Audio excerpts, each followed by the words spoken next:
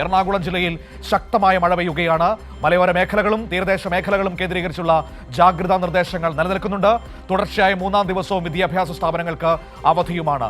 അമലുണ്ട് കൊച്ചിയിൽ നിന്ന് നമ്മളോടൊപ്പം. നോക്കാം എന്തൊക്കെയാണ് എറണാകുളം ജില്ലയിലെ സാഹചര്യമെന്ന്. അമൽ, ഗുഡ് മോർണിംഗ്. അമൽ, ശക്തമായ മഴ എറണാകുളം ജില്ലയിൽ പലയിടങ്ങളിലും പെയ്യുന്നു എന്ന് തന്നെയാണ് ഈ സമയത്തെ ഏറ്റവും പ്രധാനപ്പെട്ട കാര്യമെന്ന് പറയുന്നത്. നഗരപ്രദേശം, തീരദേശ മേഖല, മലയോര മേഖല തിരിച്ചുള്ള മഴയുടെ ഇപ്പോഴത്തെ തീവ്രത എങ്ങനെയാണ്?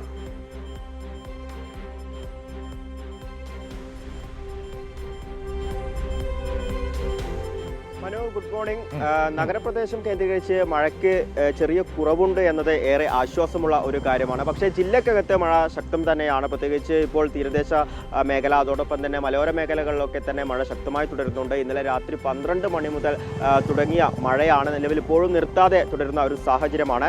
അപ്പോൾ ഏറെ ആശ്വാസമുള്ള ഒരു കാര്യമെന്ന് പറയുന്നത് മറ്റു ജില്ലകൾക്ക് സമാനമായ രീതിയിൽ ഇപ്പോൾ പത്തനംതിട്ട, കോട്ടയം ജില്ലകൾക്ക് സമാനമായ രീതിയിൽ ഒരു അപകട സാഹചര്യം നിലവിൽ ഇല്ല എന്നത് ഏറെ ആശ്വാസകരമായ ഒരു കാര്യം തന്നെയാണ്. അതോടൊപ്പം തന്നെ നിലവിൽ ജാഗ്രതാ നിർദ്ദേശങ്ങളൊക്കെ തന്നെയും അതേപോലെ തുടരുന്നുണ്ട്. ഇപ്പോൾ സൂചിപ്പിച്ച പോലെ തന്നെ ഏറ്റവും പ്രധാനപ്പെട്ടത് മലയോര മേഖല കേന്ദ്രീകരിച്ചുകൊണ്ടാണ്.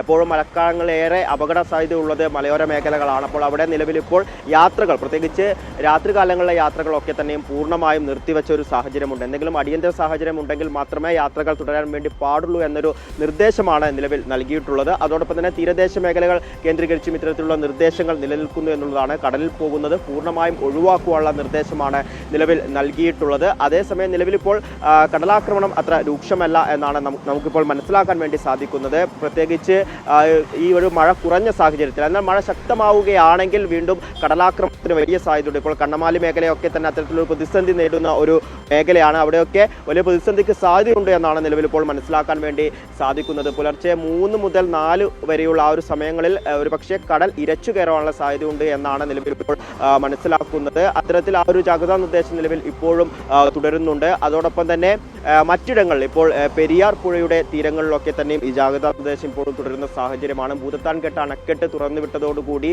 ഒരുപക്ഷെ കരഭാഗങ്ങളൊക്കെ തന്നെ വെള്ളം നിറയുവാൻ, അല്ലെങ്കിൽ പെരിയാർ പുഴ അത് കരകവിഞ്ഞൊഴുകുവാനുള്ള സാധ്യതയുണ്ട്. അങ്ങനെയാണെങ്കിൽ പല ഭാഗങ്ങളും, ആലുവ പോലുള്ള പല ഭാഗങ്ങളും വെള്ളത്തിനടിയിലേക്ക് പോകുവാനുള്ള ഒരു സാഹചര്യം കൂടിയുണ്ട്. ഇപ്പോൾ മഴയുടെ തുടക്കത്തിലൊക്കെ നമ്മൾ കണ്ടതാണ്, ആലുവ ശിവക്ഷേത്രം പൂർണ്ണമായും വെള്ളത്തിലായിട്ടുണ്ടായിരുന്നു.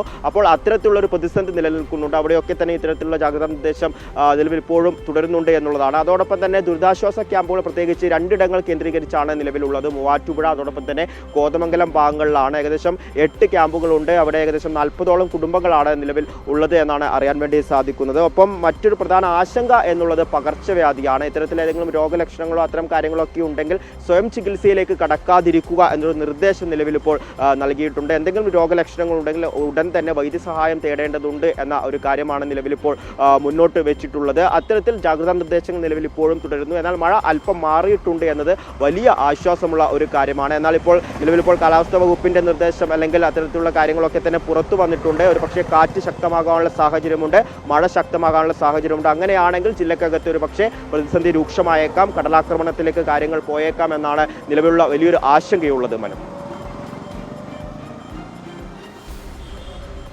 ശരി, അമൽനാഥാണ് ഈ വിവരങ്ങൾ നൽകിയത്. അപ്പോൾ ഈ പറയുന്ന പ്രധാനപ്പെട്ട പ്രശ്നങ്ങൾ എറണാകുളം ജില്ലയിൽ നിൽക്കുകയാണ്. അതുകൊണ്ട് തന്നെ ആ ജാഗ്രതയോടെ നമുക്ക് മുന്നോട്ട് പോകേണ്ട സാഹചര്യം കൂടിയുണ്ട്.